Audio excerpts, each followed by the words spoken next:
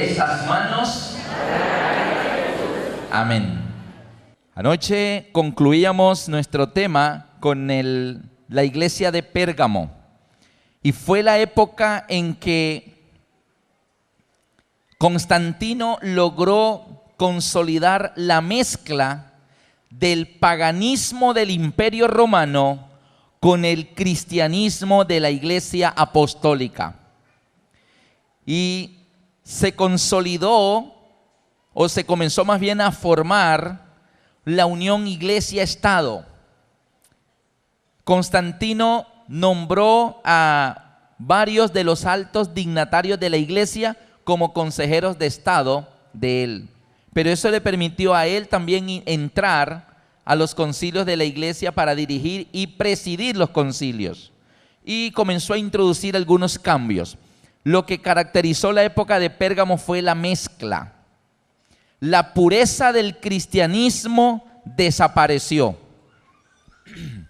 Y el paganismo también desapareció. Pero en su lugar apareció la mezcla del cristianismo con el paganismo.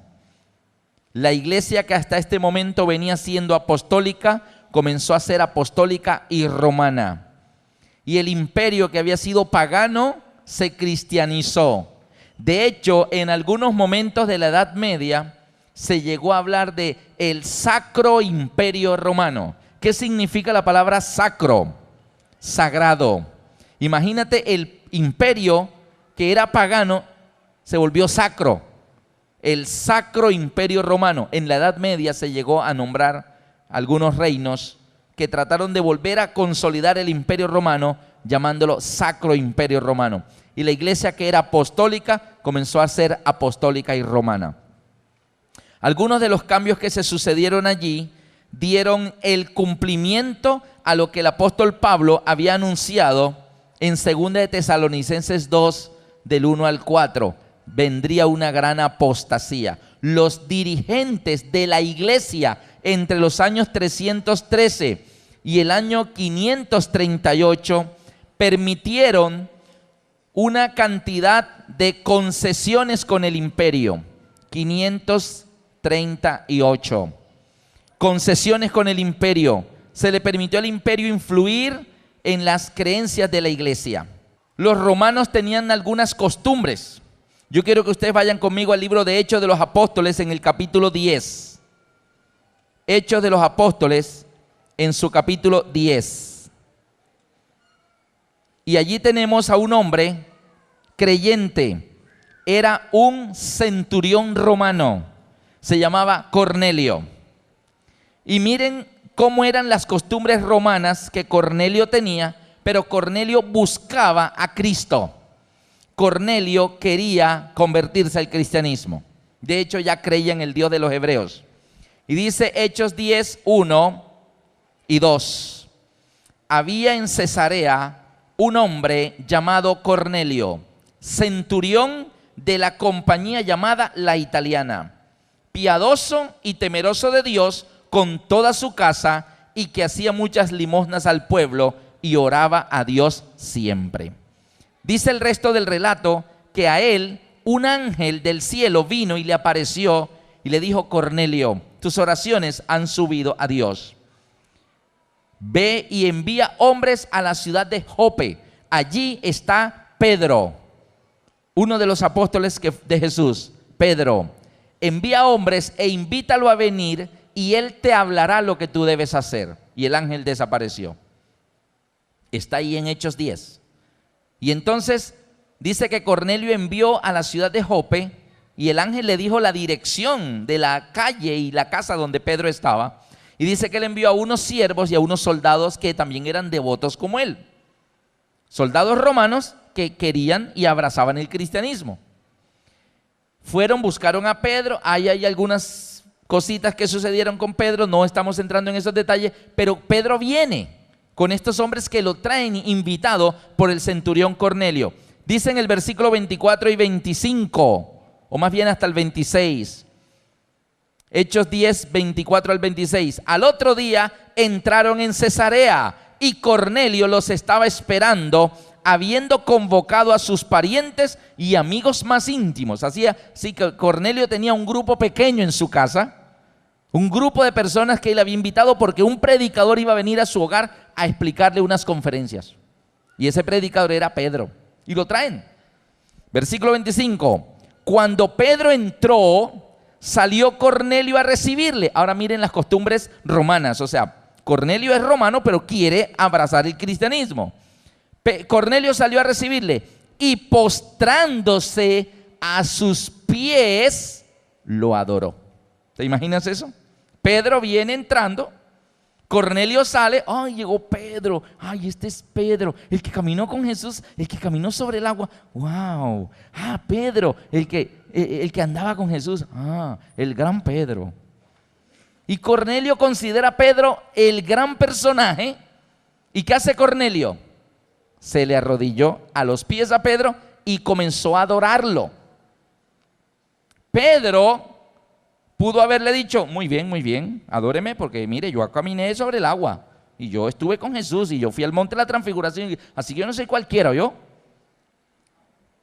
Pero ¿sabe qué hace Pedro cuando Cornelio lo está adorando? A los pies, está arrodillado delante de Pedro. Versículo 26, mas Pedro le levantó diciendo, levántate, pues yo también soy hombre. A mí no me adore, hermano, levántese. No se arrodille delante de mí. Yo soy una persona igual que los demás. Yo también soy hombre, no me adore. Costumbre romana, arrodillársele a alguien que se considera de una jerarquía espiritual superior.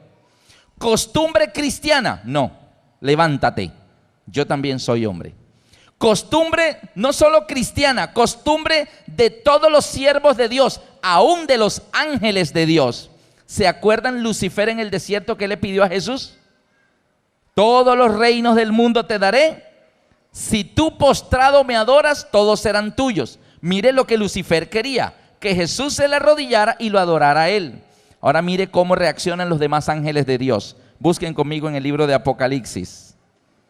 Termina el ángel de explicarle a Juan el Apocalipsis. Un ángel, ¿se acuerdan? La revelación de Jesucristo, Dios se la dio, Él se la envió por medio de su ángel a su siervo Juan.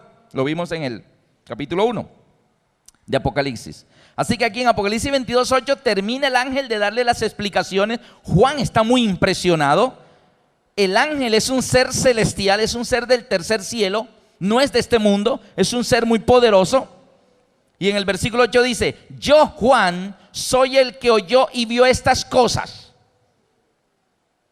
Y después que las hube oído y visto, me postré para adorar a los pies del ángel que me mostraba estas cosas. ¿Qué está haciendo Juan? Se le está arrodillando al ángel del cielo. Después que le mostró todo lo del Apocalipsis y le explicó todo, dice que Juan dice, yo me postré a sus pies para adorar a los pies del ángel. Pero ¿qué hace el ángel? Versículo 9, pero él me dijo, mira, no lo hagas, porque yo soy consiervo tuyo y de tus hermanos los profetas y de los que guardan las palabras de la profecía de este libro. Adora a Dios. Así que, queridos amigos, ni los cristianos ni los ángeles celestiales tenemos como costumbres arrodillarse o permitir que alguien se le arrodille, sino solamente ¿a quién? A Dios. Cornelio venía de la cultura romana. Los romanos se le arrodillaban al emperador, lo consideraban un dios. Cuando Constantino introduce costumbres romanas dentro de la iglesia comenzó a practicar cosas romanas. Entre esas, saludar a los altos dirigentes de la iglesia arrodillándose, y otras venias que venían de costumbres ¿qué? Romanas, mas no cristianas. Pedro le dice, levántate, yo también soy hombre. Los obispos y dirigentes de la iglesia de la Edad Media debían decirle a la gente lo mismo. No se arrodille delante de mí, yo solo soy una persona. Estoy nombrado por Dios para guiar la grey de Dios, sí, pero no a que al punto que ustedes se arrodillen delante de mí. Pero no, la costumbre se comenzó en este tiempo Así que para el 2005 son costumbres que tienen más de 1500 años. De las personas estar haciendo algo que vienen haciendo por casi 15 siglos. Pero no es una ordenanza de Dios, ni siquiera una costumbre, ni de los ángeles de Dios. ¿Está bien? Ahora bien, ¿qué había anunciado Pablo? Que se levantaría una gran apostasía, se levantaría un hombre de pecado, hijo de perdición. Los dirigentes de la iglesia apostatarían de las costumbres de la iglesia. Pero si ustedes recuerdan, en el mensaje de Apocalipsis de la iglesia de Pérgamo, yo quiero que sigan conmigo en Apocalipsis 2, versículo 13. Miren lo que Dios le dijo aquí a los cristianos de Pérgamo. Yo conozco tus obras y dónde moras, donde está el trono de Satanás. La sede del cristianismo fue trasladada a Roma. Pero retienes mi nombre y no has negado mi fe. Es decir, con todas esas costumbres paganas que se metieron al seno de la iglesia, la mezcla del paganismo con el cristianismo, la sede mundial del cristianismo fue pasada a Roma y todas esas cosas, pero se siguieron llamando, dice, pero retienes mi nombre y no has negado mi fe. O sea, se siguieron llamando cristianos y siguieron confesando la fe cristiana, aunque en la práctica estaban haciendo cosas de origen ¿qué? Pagano. Así que con esta mezcla del Balaam profético, de gente cristiana, de los dirigentes que comenzaron por amor a los premios que el Imperio Romano le dio a la iglesia, entonces la iglesia dejó que el imperio entrara, que el paganismo entrara a la iglesia. Ahora comienza Tiatira. ¿Qué pasó en Tiatira? Esto de la adoración a personas, de inclinarse y hacer venia a personas, lo había anunciado Pablo cuando habló de la gran apostasía. Busquen conmigo 2 de Tesalonicenses 2, versículo 4. 2 de Tesalonicenses 2, versículo 4. Desde el 3 y 4. Nadie os engañe en ninguna manera, porque no vendrá sin que antes venga la apostasía, se manifieste el hombre de pecado, o sea, el hombre que infringe la ley, que cambia la ley, el hijo de perdición, como Judas, estando de adentro, se vuelve de los enemigos, traiciona su propia fe, traiciona a su Señor y se va con los romanos. Como Judas, los dirigentes cristianos de esta época hicieron lo mismo. ¿Y qué aparece entonces en esta época de Pérgamo? Versículo 4. El cual se opone y se levanta contra todo lo que se llama Dios o es objeto de culto. Así que dijeron, la Biblia ya no, los mandamientos ya no, el sábado no, ya no, domingo. Y se comenzaron a cambiar muchas cosas en el seno de la iglesia. Dice, se opone a todo lo que se llama Dios o es objeto de culto. Y luego dice, tanto que se sienta en el templo de Dios como Dios, haciéndose pasar por Dios. Es decir, un dirigente visible de la iglesia que asume prerrogativas divinas. ¿Qué le dijo el ángel a Pedro, a Juan? No, levántate, porque yo también soy consiervo tuyo. Eso le está diciendo un ángel de Dios a Juan. Y de tus hermanos los profetas y los que adoran la palabra de esta profecía. Adora a Dios. A mí no, adore a Dios, arrodíllesele a Dios. Pedro le dice, Cornelio, no, esa costumbre romana en la iglesia no la hay de arrodillarse, no, levántate, yo también soy hombre. Pero aquí el dirigente de la iglesia dice, sí, arrodíllense. Se levanta contra todo lo que es objeto de culto, se levanta contra Dios, se sienta en el templo de Dios, se posesiona en la iglesia de Dios, pero asume como si fuera Dios y dice haciéndose pasar por Dios. La Biblia dice que solamente Dios perdona los pecados. Solo Dios perdona los pecados. Pero en esta época, la iglesia diseñó un sistema mediante el cual la gente no le pediría perdón a Dios por sus pecados, sino irían donde hombres que eran los sacerdotes, para confesarles sus pecados a ellos. Y ellos serían intercesores ante Dios para dar la absolución. Pero la Biblia dice que ¿quién puede perdonar pecados sino solo Dios? Eso está en Marcos 2, del 1 al 10. Solo Dios perdona pecados. Busquen conmigo en Mateo 23, 8 y 9. El 9. Y no llaméis Padre vuestro a nadie en la tierra, porque uno es vuestro Padre, el que está en los cielos.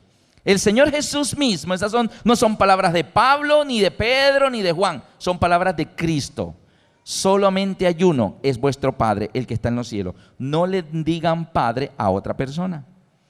Pero la iglesia enseña que los dirigentes deben ser llamados Padre. Noten que está tratando de ocupar el lugar de Dios. Solo Dios perdona pecado, ellos perdonan pecado. El único intercesor ante el Padre es Cristo. Yo soy el camino, la verdad y la vida. Nadie viene al Padre sino por mí. Hechos 4:12. Y no hay otro nombre debajo del cielo dado a los hombres en que podamos ser salvos. Solo Cristo es el intercesor. Pero durante esta época se diseñó un sistema donde la gente buscaba a los sacerdotes como intercesores para el perdón de los pecados. No estoy hablando de nuestro tiempo. Usted y yo no habíamos nacido, así que lo que ellos hicieron, usted y yo no estábamos por ahí. Esto es historia. ¿Qué pasó en Tiatira? Abran conmigo su Biblia en Apocalipsis, ahora capítulo 2, para ver la cuarta iglesia, Tiatira, que viene en la siguiente época. Y no se preocupen, queridos amigos. Te dirá, ay, pero vino a hablar fue de la iglesia católica. No, espere que ahorita habla de los protestantes. Para todos hay un poquito. Inclusive, espere que lleguemos a la Odisea para que vean lo que el Señor dice de Alberto Lascarro. A mí también me da una tesadita de oreja. O sea, a todos el Señor nos corrige. El que no se deje corregir, ese es su problema. A mí, cuando llega la Odisea, van a ver lo que dice de mí. Yo no sé si tú te sientes aludido en la Odisea. Yo sí. Y yo tomo que lo que está en la Odisea es para mí. Así que ahorita van a ver qué dice del protestantismo y ahorita van a ver qué dice de nosotros los adventistas. ¿Ok? Así que no se preocupen, que para todos hay. Porque el Apocalipsis es un mensaje para toda la humanidad. ¿Qué dice en Tiatira? Versículo 18, Apocalipsis 2, 18 en adelante. Lo más importante de Tiatira. Y escríbele al ángel de la iglesia en Tiatira, el Hijo de Dios, el que tiene ojos como llama de fuego y pies semejante al bronce bruñido, dice esto. Tiatira comienza en el 538 y va hasta el año 1517. 1517. Y esto es Edad Media. Edad Media. La Edad Media también se conoce con el nombre de el oscurantismo medieval, la Edad Oscura. Así que si hubiera un apagón y todo esto quedara oscuro, la única manera de saber el camino es que tengamos ¿qué? Luz, una linterna. En los tiempos de Cristo no habían linternas de baterías, había antorchas. Para mirar en la oscuridad, una antorcha. El Señor le dice a los cristianos de Tiatira, yo tengo ojos de llama de fuego. O sea, yo veo en la oscuridad. Tú estás viviendo en una oscuridad, pero yo te estoy viendo, porque mis ojos son de llama de fuego. Si Jesús hubiera escrito eso en nuestro tiempo moderno, Él dijera, yo tengo vista infrarroja. Yo veo en la oscuridad. Te veo como si fuera de día, porque tengo en mis ojos visera infrarroja. Y con eso se ve de noche como si fuera de día. Pero en los tiempos bíblicos, eso de vista infrarroja, ellos hubieran quedado en la luna. Así que digo, yo tengo ojos de antorchas de llama de fuego. Si yo veo la oscuridad donde tú te estás moviendo, ese oscurantismo medieval, yo te estoy viendo. Mis ojos pueden ver la oscuridad en que tú vives. Dice ahora, versículo 19, yo conozco tus obras y amor y fe y servicio y tu paciencia y que tus obras postreras son más que las primeras. Ser cristiano en los tiempos de Tiatira fue muchísimo más difícil que haber vivido en los tiempos de Éfeso. La oposición que se vivió en los tiempos de Éfeso eran los judíos, que se ponían celosos por los cristianos, como gente de griegos, tesalonicenses, colosenses, de Galacia, de Filipos, de toda esa tierra lejana, se convertían en el cristianismo. Entonces se ponían celosos y mandaban a poner prisioneros a los apóstoles. Pero es que en Tiatira venía algo peor, y el Señor le dice a su iglesia: conozco tu amor, tu fe, tu paciencia, tu servicio. Y ser cristiano aquí es más difícil que ser aquí. Tus obras postreras han venido a ser mejor que las primeras. ¿Por qué?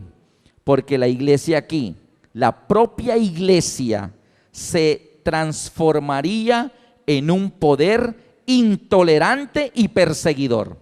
Aquí los perseguían los que no eran de la iglesia. En Esmirna los perseguían los romanos, que eran paganos.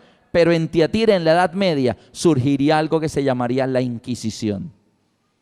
Y ejecutarían a todos aquellos que por leer la Biblia se opondrían a las ordenanzas de la iglesia que venían desde Roma, como si eso fuera palabra de Dios. Entonces iba a ser más difícil vivir un cristianismo fiel en la época de Tiatira. Dice el Señor allí, versículo 20: pero tengo unas pocas cosas contra ti, que toleras que esa mujer Jezabel se dice profetiza, enseñe y seduzca a mis siervos a fornicar y a comer cosas sacrificadas a los ídolos. Ahora aquí, igual que en la iglesia anterior, si en Pérgamo tenían a Balaam, ¿cierto? Si en Pérgamo tenían a Balaam, en Tiatira tendrían ¿a quién? A Jezabel. Ya ustedes saben que si ahí mencionan a esa tal Jezabel, nos toca buscar en alguna parte de la Biblia quién era Jezabel, para poder entender qué quiere decirle el Señor en Apocalipsis con Jezabel. ¿Se acuerdan del tema de ayer?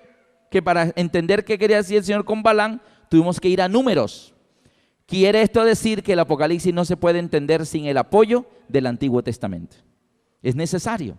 Por eso Satanás ha engañado a buena parte del cristianismo, especialmente el cristianismo protestante, haciéndoles creer: el Antiguo Testamento ya no hay que leerlo, eso fue abolido. El Antiguo Testamento era para los judíos, los evangelios son para nosotros.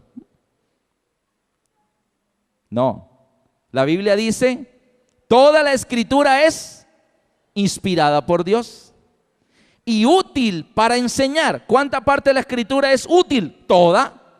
Así como toda la escritura es inspirada por Dios y útil, quiere decir que también toda la escritura es útil para enseñar. Toda la escritura es útil para redarguir. Toda la escritura es útil para corregir e instruir en justicia. Se necesita toda la Biblia, de Génesis a Apocalipsis. Ahora bien, Jezabel, ¿qué estaría haciendo esta Jezabel que se dice profetiza? Dice que enseñaría a sus hijos a fornicar. Fornicar es un acto que viola uno de los 10 mandamientos. ¿Se acuerdan del 7º mandamiento? No cometerás adulterio. O sea, esta mujer que se decía profetiza, o sea, pretende venir de parte de Dios, pero está enseñando a violar los mandamientos. Es lo que está haciendo allí esta Jezabel. Pero ¿quién era Jezabel en el Antiguo Testamento? Si ustedes miran conmigo en el Antiguo Testamento, en la Primera de Reyes 16, versículo 30 al 33. Aquí aparecen dos personajes influyendo en el pueblo de Israel. El pueblo de Israel aparece en la Biblia como el pueblo de Dios. Dice Primera de Reyes 16, 30 al 33. Y reinó Acab, hijo de Omri, sobre Israel en Samaria 22 años. Acab es el rey de Israel. Israel es el pueblo de Dios. Por lo tanto, Acab es el rey cristiano, el rey del pueblo de Dios, el rey del pueblo que guarda la ley de Dios. Ese es Acab. Y dice la Biblia: y Acab, hijo de Omri, hizo lo malo ante los ojos de Jehová, más que todos los que reinaron antes que él.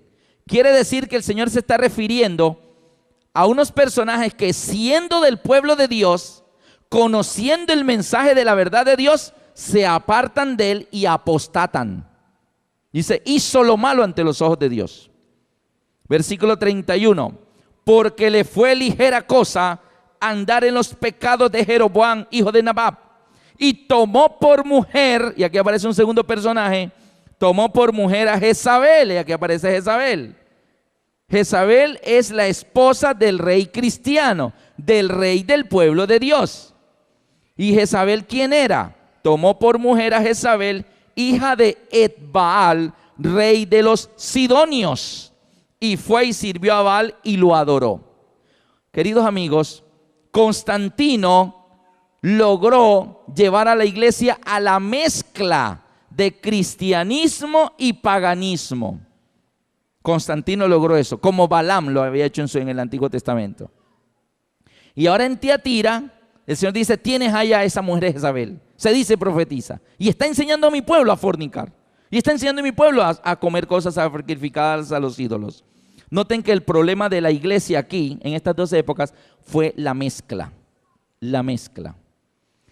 El rey cristiano, Acab, el rey del pueblo de Dios, se casó con una mujer de origen pagano, Jezabel, hija de Etbaal, rey de Sidón. Es que nomás el nombre del rey, Etbaal. Así que los hijitos de ese matrimonio de Acab con Jezabel tenían un abuelito que se llamaba Etbaal. Por lo tanto, los niños cristianos tenían un abuelito que los enseñaba a adorar ídolos. Ahora, Acab es el rey del pueblo de Dios, sus costumbres, los mandamientos de Dios. Pero cuando se casa con Jezabel, Jezabel le dice, ay mi amor, yo te acompañé al santuario ese ahí a matar corderos y vi el sacerdote y estuve en la Pascua y en los panes sin levadura. Pero mi amor, ahora es la fiesta de Baal. Yo te acompañé a tu Dios, ahora acompáñame al mío. Sí, gordis, sí, gordis. Y ahí está esta mujer diciéndole, venga, venga mi amor, acompáñeme al culto mío. Yo lo acompañé al suyo, ahora acompáñeme al mío. Y poco a poco la mujer, la esposa, noten que la unión Acab, rey cristiano, con Jezabel, reina pagana, es una mezcla de cristianismo con paganismo. Y el resultado no es que el paganismo se convirtió al cristianismo. El resultado es que el cristianismo terminó marchando en el camino del paganismo. ¿Qué terminó haciendo el rey Acab con la esposita que se consiguió? Versículo 32. E hizo altar a Baal en el templo de Baal que él edificó en Samaria. Terminó construyéndole un templo, un altar, una imagen de sus dioses paganos a la esposa. Luego terminó él mismo adorándolos, participando de los cultos paganos de su esposa, de los dioses de su esposa. Y luego el pueblo mismo terminó haciendo lo mismo. Y todo el pueblo de Israel fue yéndose hacia el camino de la apostasía. ¿Se dan cuenta? Apostasía. La mezcla en Pérgamo, la mezcla en Tiatira. Pero Constantino las cosas que hizo fue establecer algunas cosas paganas dentro de la iglesia, pero ya en Tiatira la iglesia comenzó a tener una autoridad más grande, más fuerte, superior. Y ahora miren, ¿qué otras cosas hizo Jezabel? Busquen conmigo Primera de Reyes 18:4. Porque cuando Jezabel destruía a los profetas de Jehová, no solamente convence al rey que venga y le haga un templo, una imagen, un altar a sus ídolos y adore los ídolos, y todo el pueblo comienza a hacer lo mismo y todo el mundo a adorar ídolos, pues siguiendo el mal ejemplo del rey. Tal es el dirigente, así es el pueblo. Sino que entonces los profetas de Jehová del pueblo de Dios comenzaron a decir, eso no está bien. Así dice Jehová, si ustedes caminan en pos de sus ídolos, yo esto, yo aquello, y los castigaré. Entonces los profetas de Jehová le decían, no hagan eso. Así como Juan el Bautista le decía al rey Herodes, Herodes, no te es lícito tener la mujer de tu hermano. Y estaba viendo en adulterio, y el profeta de Dios lo estaba reprendiendo. Le decía, arrepiéntete, deja a esa mujer y vuelve con tu esposa, y Dios te perdonará. Entonces Herodías hace que maten a Juan el Bautista. ¿Qué hace Jezabel? Cuando ve que hay unos por ahí que andan predicando lo contrario a lo que ella está ordenando, ella comenzó una persecución y matar a todos los profetas de Jehová que se oponían a lo que ella trataba de establecer. ¿Qué comenzó a hacer la iglesia en la Edad Media? Hubo gente que comenzó a decir, así no es, la Biblia no dice eso, así no es esto es asado. Inmediatamente la iglesia comenzó, primero se prohibió el estudio de la Biblia se sacó, nadie la podía leer, eso era terrible. Y además, entonces se organizó la Inquisición y todas aquellas cosas, ¿verdad? La Inquisición se organizó más o menos para el año 1200. Más o menos en el año 1200 comenzó la Inquisición. Y este periodo va hasta el año 1517. Jezabel mataba a los profetas de Jehová. Ahora, ¿qué más? Versículo, dice el 4, 18:4, primer de Reyes 18:4 dice, porque cuando Jezabel destruía a los profetas de Jehová, Abdías tomó a 100 profetas y los escondió de 50 en 50 en cuevas y los sustentó a pan y agua. Sobrevivió un remanente. Un pequeño grupo no fueron muertos. Les tocó esconderse en las montañas, en cuevas y comer pan y agua, como para sobrevivir nomás. ¿Está bien? Jezabel, mientras tanto, la reina, la esposa del rey, viviendo en opulencia, en holgura, con lujos y todas esas cosas. El pueblo de Dios, fiel, huyendo en las montañas por su vida y conformándose con que haya pan y agua, viva Dios. Y escondidos en las montañas. Jezabel mataba a los profetas de Jehová. La Inquisición hizo lo mismo y el remanente de Dios le tocó huir a las montañas, a los Alpes suizos y allá esconderse los que querían ser fiel a la Biblia. ¿Sí ven? Y ahora miren además qué hace Jezabel. Primero, la mezcla cristianismo-paganismo. Segundo, mata a los profetas de Dios que se mantienen fieles. Y tercero, 1 Reyes 18:19 dice, envía pues ahora y congrégame a todo Israel en el monte Carmelo. Y los 450 profetas de Baal y los 400 profetas de Acera que comen en la mesa de Jezabel. ¿Dónde están los profetas de Dios? ¿En las montañas? ¿Están allá escondidos a pan y agua? Mientras tanto, acá en la ciudad, Jezabel, además de matar a los que predicaban la verdad, proliferan los que predican la mentira, falsos profetas.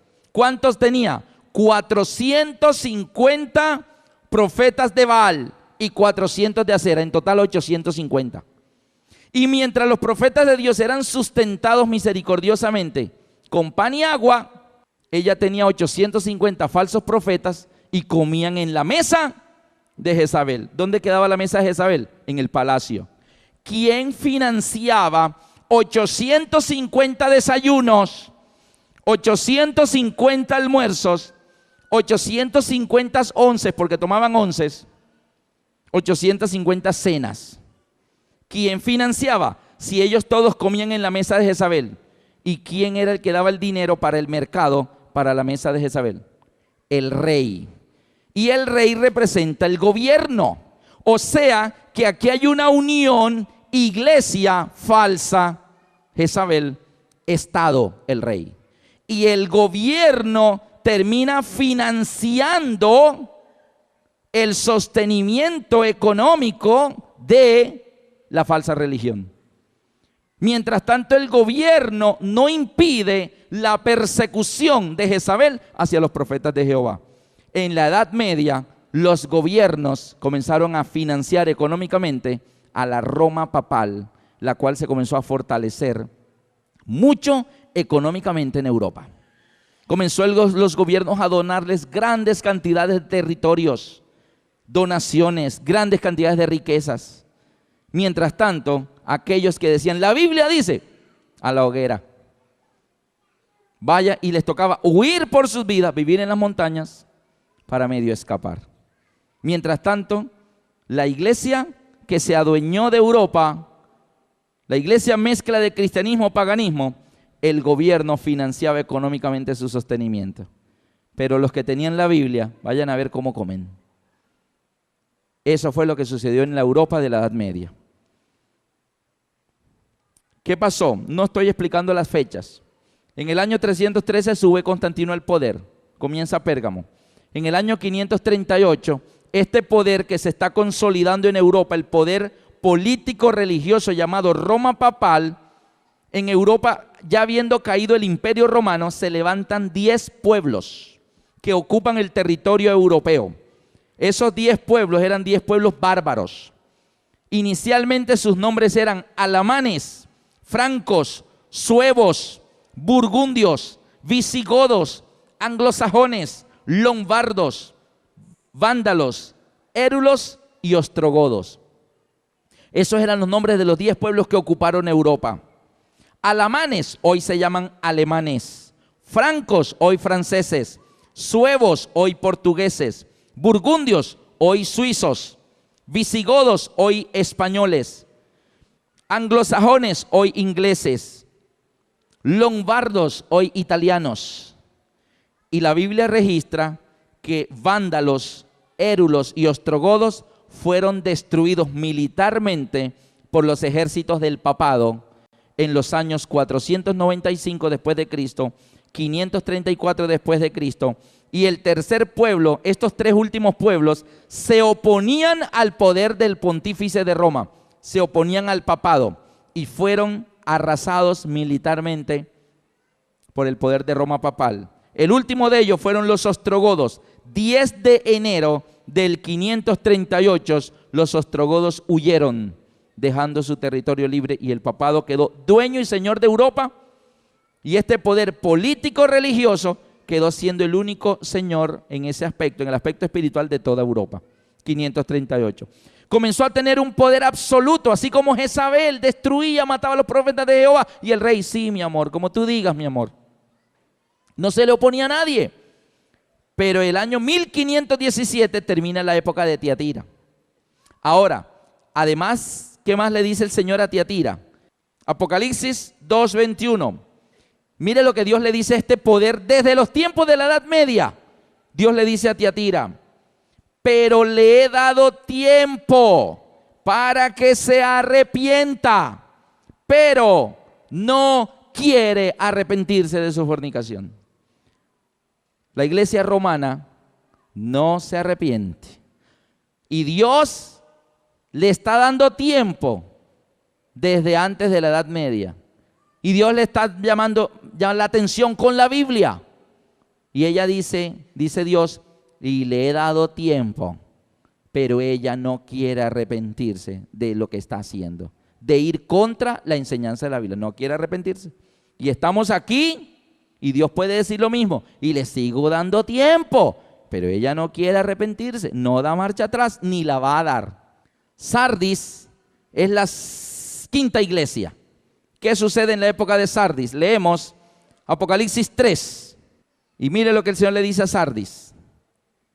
Escríbele al ángel de la iglesia en Sardis: el que tiene los 7 espíritus de Dios y las 7 estrellas dice esto: yo conozco tus obras, que tienes nombre de que vives, pero estás muerto. Mire lo que Dios le está diciendo a su iglesia de la quinta época. Tienes nombre de que vives, pero estás muerto. Sé vigilante y afirma las otras cosas que están para morir, porque no he hallado tus obras perfectas delante de Dios. Acuérdate pues de lo que has recibido y oído, y guárdalo y arrepiéntete. Porque si no velas, vendré pronto sobre ti como ladrón, y no sabrás a qué hora he venido sobre ti. La iglesia de Sardis, a partir del año 1517, representa la época de la iglesia de la Reforma. Comenzó el protestantismo en Sardis. ¿Qué pasó en 1517? Un sacerdote, un clérigo, un monje en Europa, se llamaba Martín, y Martín leía mucho, era profesor de la Universidad de Wittenberg, un hombre muy estudiado. Un día en la biblioteca de la Universidad de Wittenberg tropezó un libro grueso y muy empolvado. El libro cayó, lo levantó, Santa Biblia. Le dijo al bibliotecario: ¿me la prestas? Y el bibliotecario le dijo: llévala, nadie pide ese libro. Lo llevó a su celda del monasterio y comenzó cada día a leer un poquito. y comenzó Martín a leer la Biblia. Sacerdote, clérigo, monje. Y todo fue bien hasta que Martín llegó a Romanos. Y cuando Martín llegó a Romanos, comenzó a tener problemas, choques de pensamientos. Comenzó a ver que la Biblia decía una cosa y que él estaba haciendo otra. Y entonces comenzó a preguntar, ¿por qué aquí dice esto y nosotros hacemos aquello? Ah, no, lo que pasa es que tal. No, pero mire, aquí lo dice. No, lo que pasa es que... Y ninguna respuesta le daba la satisfacción. Y a cada respuesta Martín sacaba un versículo. Y Martín fue preguntando al uno y al otro y la cosa se fue volviendo como cansona, como molesta. Y entonces comenzaron a decirle, Martín, usted protesta por todo. Todo lo que hacemos está malo para usted. No, pues que la Biblia dice. Martín está viviendo en una época donde la gente se le decía, para recibir el perdón de los pecados tiene que hacer esto y cumplir penitencias y etc. Y Martín den cuenta que dice, es un don gratuito, pues sois salvos por gracias, no por obras, para que nadie se gloríe, pues es don de Dios. Y Martín decía, pero si aquí dice que la salvación nos la da Cristo con su sangre, por su gracia, que yo no tengo que hacer nada, que Él ya logró la salvación por mí.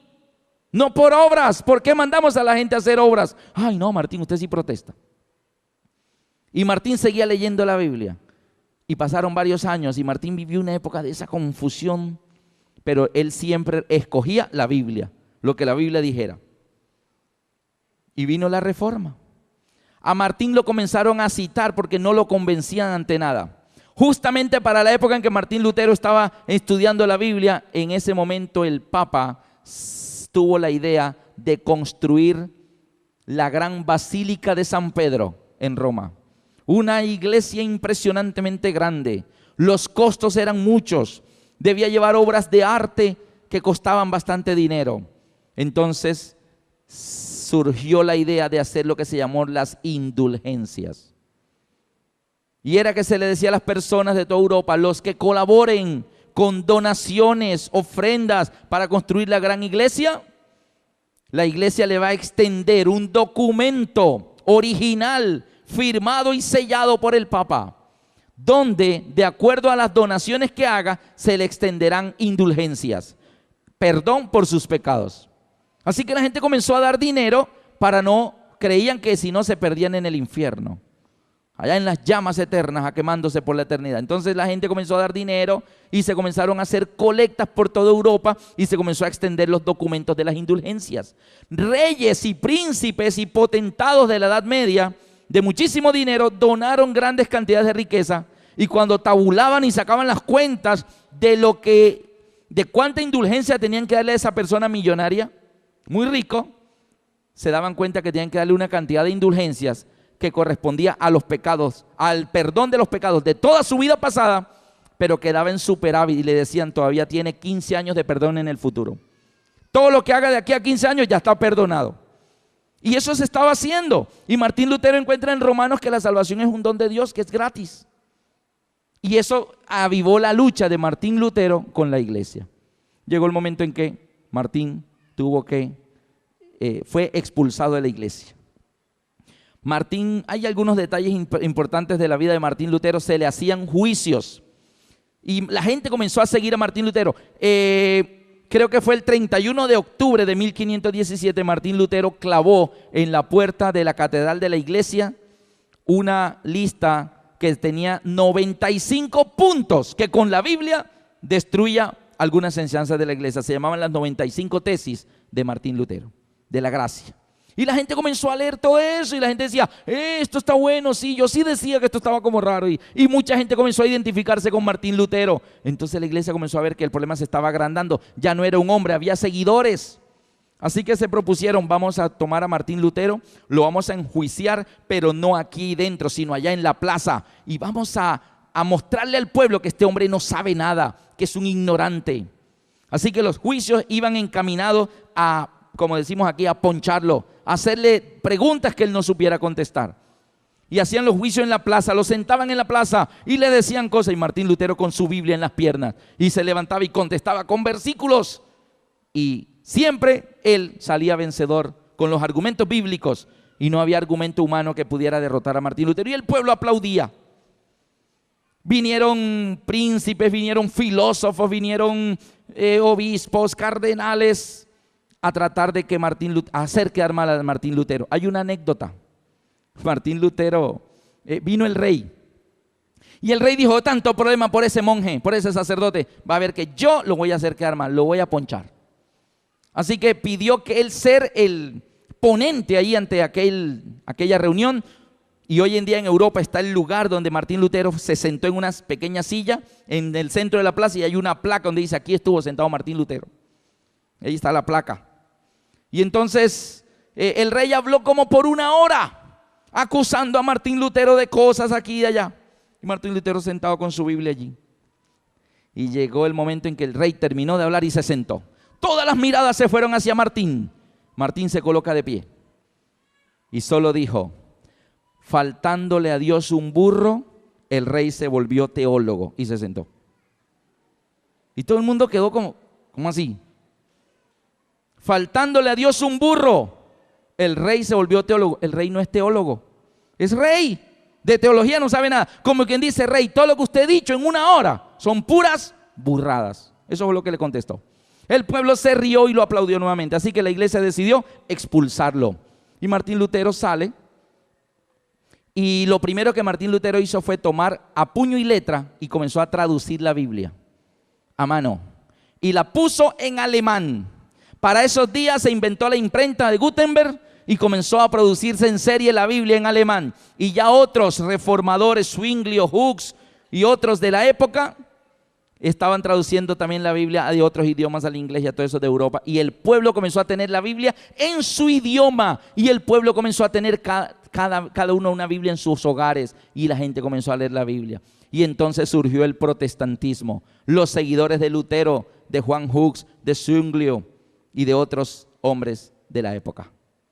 ¿Pero qué sucedió? La Inquisición arremetió entonces contra ellos y las persecuciones arreciaron y los protestantes les tocó huir. Hubo matanzas horribles. La noche de San Bartolomé, en una sola noche mataron más de 40,000 personas. La matanza de los hugonotes y una cantidad de persecuciones que la Edad Media, la Inquisición comenzó a hacer en esta época. ¿Qué sucedió? Llegó un momento en que en Europa ya no había dónde esconderse, ya las montañas, ya no había dónde. Noten que para 1517, por aquí, se había descubierto en 1492 el Nuevo Mundo. Y un grupo de cristianos protestantes, allá arrinconados por las persecuciones de la Inquisición y de los reyes y de los papas de Europa, decían: allá en el mar, más allá de donde el sol se pone, hay una tierra nueva. Es una tierra virgen, tierra de libertad, es el Nuevo Mundo. Vámonos para allá.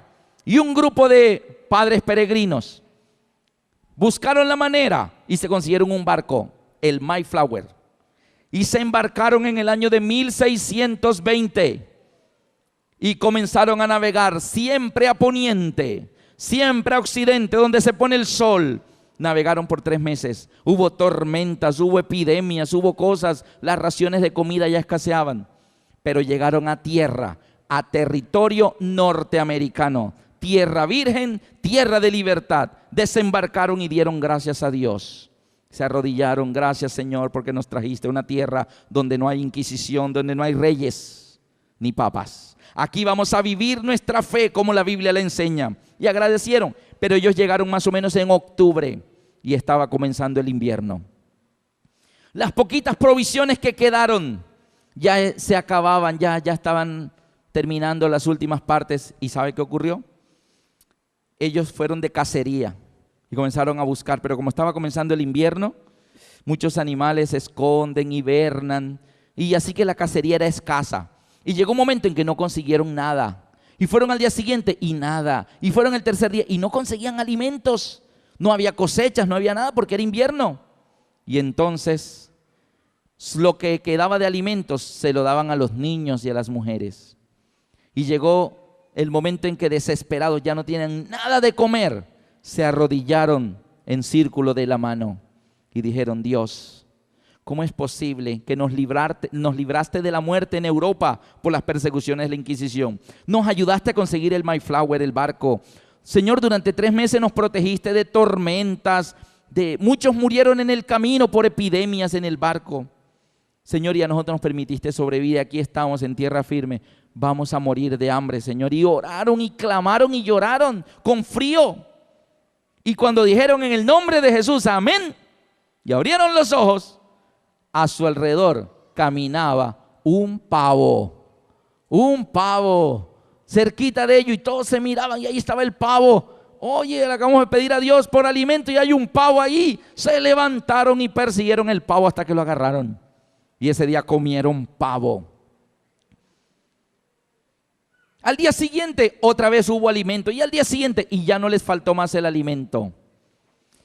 Y estos grupos de protestantes que llegaron a Norteamérica comenzaron a colonizar Norteamérica y luego llegaron más y esto comenzaron a organizarse en grupos y fueron haciendo pequeñas ciudades. Al año de lo del pavo se acordaron, oye, ¿te acuerdas? Hace un año íbamos a morir de hambre y oramos y Dios nos mandó un pavo. Oye, sí, hace un año. Entonces vamos a hacer un culto de agradecimiento a Dios. Señor, hace un año tú nos salvaste. Hicieron un culto de acción de gracia. Al siguiente año, oye, ¿te acuerdas que hace 2 años fue lo del pavo? Sí, otra vez otro culto de acción de gracia. Y cada año nunca olvidaban el día del pavo, el día de aquella oración, y hacían culto de acción de gracias. Y desde entonces, lo que se formó en Norteamérica, un país, los Estados Unidos de Norteamérica, hoy todavía se acuerdan de aquel pavo. Y el día se llama el Día de Acción de Gracias. Desde el presidente hasta el último americano come pavo ese día. Y ellos recuerdan que por aquella oración sobrevivieron. Dios los salvó y hacen culto de acción de gracias. Hoy en día los que oran en los Estados Unidos ahora son los pavos. 250 millones de norteamericanos comiendo pavos, pobres pavos. Pero ellos recuerdan el culto de acción de gracia. Pero ¿qué es lo que dice el Señor del protestantismo de Sardis? Versículo 3:1 dice: yo conozco tus obras, que tienes nombre de que vives, pero estás muerto. Sé vigilante y afirma las otras cosas que están para morir, porque no he hallado tus obras perfectas delante de Dios. Acuérdate pues de lo que has recibido y oído y guárdalo y arrepiéntete. ¿Qué sucedió? Estos grupos de protestantes comenzaron a crecer y a crecer en los Estados Unidos. Y el protestantismo llegó a crecer tanto que se comenzó a fraccionar, a partir en pedacitos. Y salió un grupo por allá y otro por acá. Y comenzaron a discutir sobre doctrinas de la Biblia. Comenzaron a tener diferencias sobre el entendimiento de la Biblia. Y hubo unos que decían, lo más importante de la Biblia es esto, lo demás no. Y otros decían, no, eso no, lo importante es esto, aquello no. Y comenzaron a exaltar una doctrina y a despreciar otras. Y unos dijeron, lo principal es el Espíritu Santo. Si tú recibes el Espíritu Santo y hablas en lengua, ya eso es suficiente, lo demás no cuenta. Otros, no, lo principal es el bautismo. Si tú te bautizas, ya, lo demás no cuenta. Y otros decían, solo el Nuevo Testamento, el Antiguo Testamento no cuenta. Y los grupos comenzaron, que bautistas, que pentecostales, que mormones, que evangélicos, cuadrangulares, trinitarios, unitarios. Unos dicen que Dios es 3, no, que es uno solo. Y comenzaron a dividirse en pedacitos, pero las divisiones obedecen a que se exalta una parte de la Biblia y se menosprecia el resto.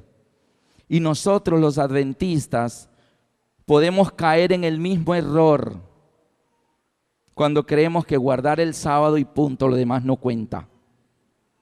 Y que el sábado es lo primero. Y llegamos. Muy buenas tardes. ¿Cómo está, vecina? Mire, estamos visitando el barrio y estamos estudiando la Biblia con todas las personas. ¿Le gustaría que estudiáramos un ratito con usted la Biblia? Oh, sí, vecina, me fascina la Biblia. Explíqueme la Biblia. Ok, abramos la Biblia. ¡Pum! Primera declaración. ¿Sabía usted que el día de guardar es el sábado? No, es el domingo, no es el sábado. Mire Éxodo 20 y mire Mateo 6 y mire aquí y es el sábado. Y es lo primero que le vas a mostrar a la gente. Mira, Tú no puedes hacer que las personas guarden el sábado si ni siquiera conocen al Señor del sábado. Y nosotros no podemos estar en lo mismo de exaltar una doctrina y menospreciar las otras. Toda la Escritura es inspirada por Dios. Amén. Hemos comenzado a estudiar esta serie ¿desde dónde? Desde Génesis mismo. Dios es el creador. ¿Se acuerdan el primer tema? Y es toda la Biblia, no se puede entender esto sí, aquello no. Entonces, ¿qué ocurrió? El Señor le dice a los protestantes de la época de Sardis: yo conozco tus obras, que tienes nombre de que vives, pero estás muerto. Sé vigilante y afirma las otras cosas. No solo el bautismo es importante, no solo el Espíritu Santo es importante, no solo el sábado es importante, no solo los evangelios es importante, no solo el Nuevo Testamento es importante, todo es importante. Afirma las otras cosas que están para morir. Sé vigilante, porque no he hallado tus obras perfectas ante mí. Dice el versículo 3, acuérdate pues de lo que has recibido y guárdalo. Los reformadores les entregaron la Biblia entera. Martín Lutero les entregó la Biblia entera, no solo el bautismo, no solo el Espíritu Santo, no solo los evangelios. Recuerda de lo que has recibido y guárdalo. Tienes que guardar todo, no solo esto y aquello no. Ese es el problema del protestantismo. ¿Se dan cuenta lo que el Señor dice de Roma papal? ¿Se da cuenta que dice el protestantismo? Sexta iglesia, Filadelfia. Filadelfia es la iglesia de la consagración por excelencia. Es una iglesia que el Señor no le reprocha nada. No le reprocha nada. Filadelfia, el nombre Filadelfia viene de amor filial, fileo, amor filial. ¿Y qué pasó en Filadelfia?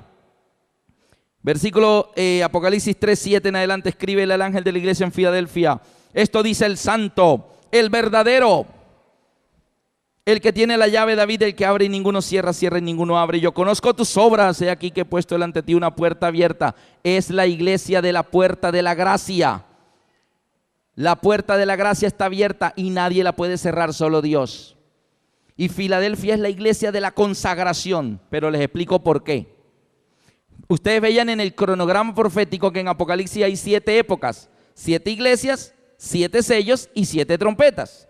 La primera iglesia equivale al primer sello. Tercera iglesia, ¿a qué sello corresponde? Al tercero. Quinta iglesia, ¿a qué sello corresponde? Quinto sello. La sexta iglesia corresponde ¿a qué sello? Sexto sello. ¿Qué pasó en el sexto sello? En el sexto sello dice que hubo un gran terremoto, el terremoto de Lisboa de 1755, que el sol se oscureció y la luna apareció como sangre.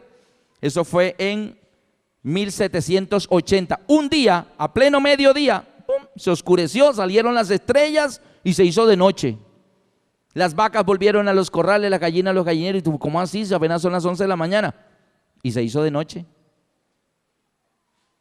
Y la gente asustada, arrodillada en la calle: el fin del mundo, el fin del mundo. Tomamos las iglesias llenas, porque se iba a acabar el mundo.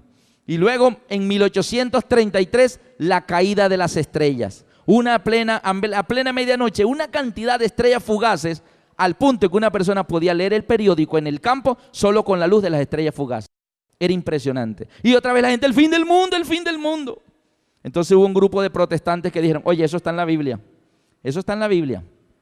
Yo lo he leído. Así que buscaron los textos donde Jesús dice: y el sol se oscurecerá, la luna no dará su resplandor, las estrellas caerán del cielo y verán al Hijo del Hombre viniendo en las nubes del cielo con poder y gran gloria. Así que Filadelfia fue la iglesia que comenzó a predicar: Cristo viene pronto.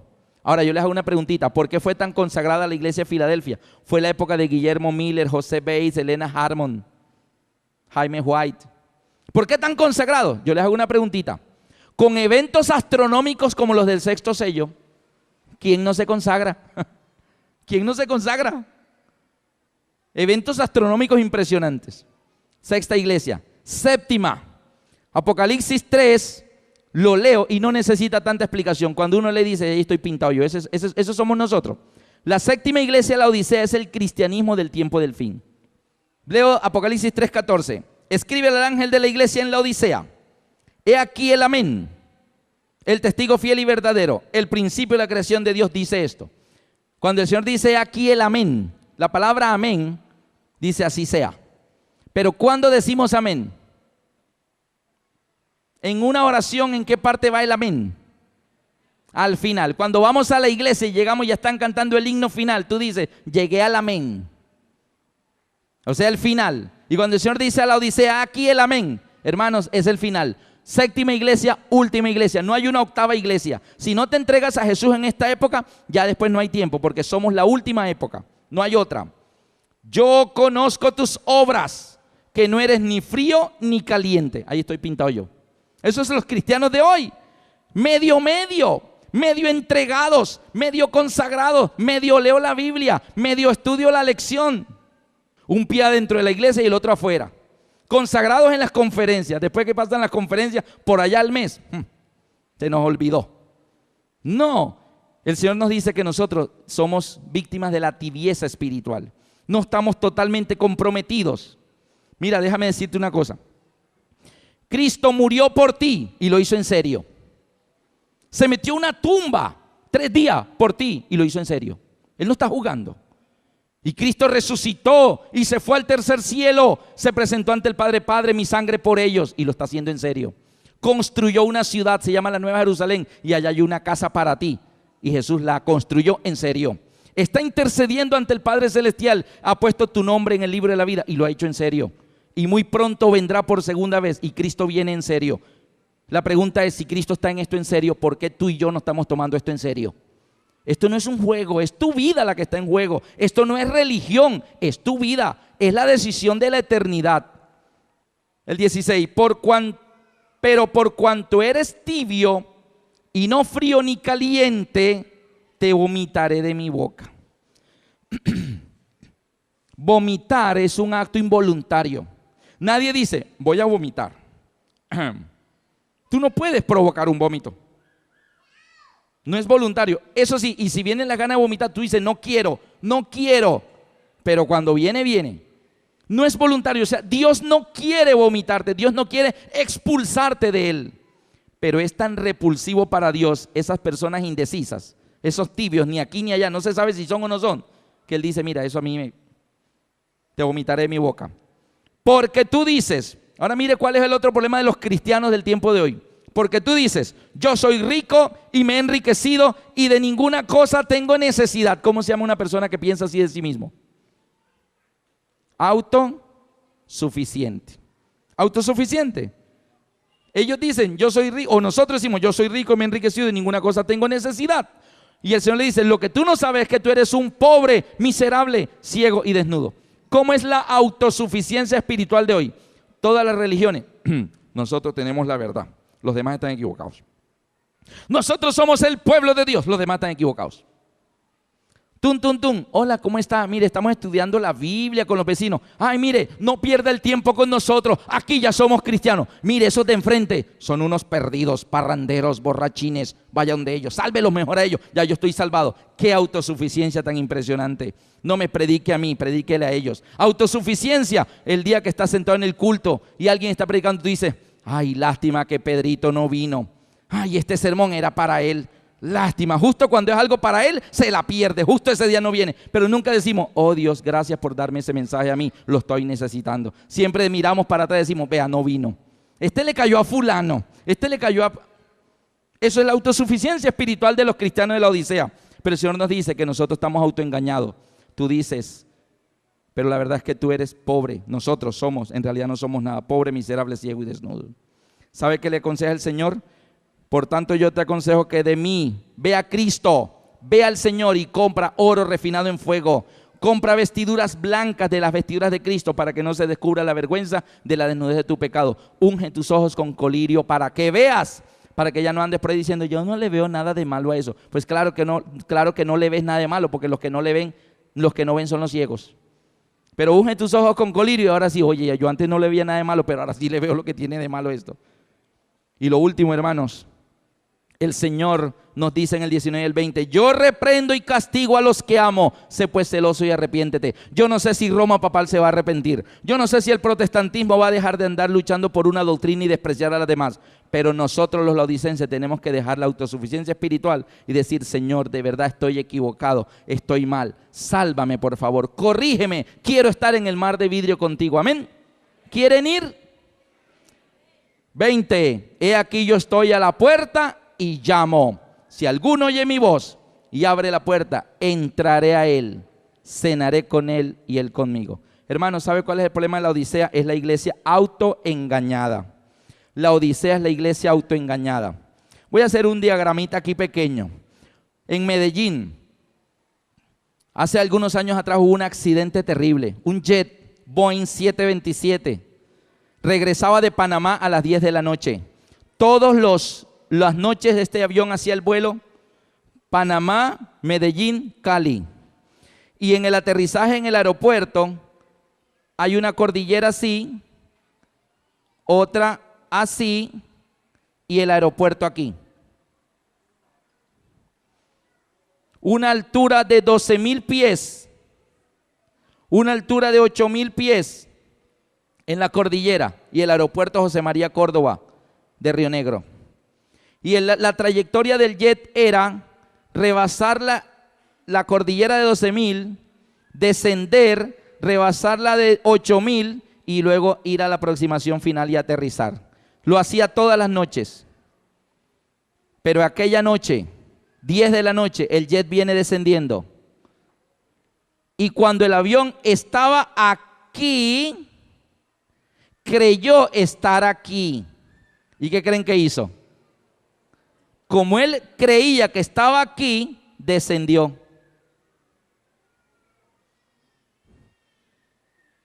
Y ya saben lo que pasó. En las cajas negras la grabación se escucha cuando uno de los pilotos le dice al otro: oye, este paisaje está raro. Comenzaron a mirar y vieron una finca, un río. Oye, esa finca no debe estar ahí, ese río no debe estar ahí. Y el piloto le dice al otro: saca el avión. Saca el avión significa asciende nuevamente e intentemos esto de nuevo. Y para un avión ascender tiene que imprimirle potencia a sus turbinas. ¿Sabe qué? El jet se estrelló acelerando. En plena aceleración, la cordillera. Murieron todos sus ocupantes. ¿Cuál era el problema? Que él creía estar en un lugar cuando en realidad estaba en otra. Los cristianos de la Odisea andamos en el vuelo de la fe. Yo voy bien, estoy bien. Yo soy rico, me he enriquecido, no necesito de nada. Esas conferencias, ¿eso para qué? Apocalipsis ya me lo sé, siempre dicen lo mismo. Y esa autosuficiencia nos hace creer que vamos bien cuando en realidad estamos mal. Ahora bien, el Señor nos está llamando. La torre de control está diciendo: mira, no vas bien. Yo reprendo y castigo a los que amo. Así que levanta el vuelo y vuelve al original. Jesús está tocando su corazón, ¿verdad? ¿Ustedes sienten? ¿Ustedes sienten la voz de Alberto Lascarro o la voz de Jesús? Usted que me está escuchando ahora mismo. Somos los cristianos de la Odisea. A nosotros no se nos acusa de tener a Jezabel, ni de tener a Balán, ni de haber dejado el primer amor. Se nos acusa de ser la iglesia autoengañada. La iglesia que cree estar bien cuando en realidad estamos mal. Y el Señor está llamándote hoy para corregir el rumbo de tu vida espiritual.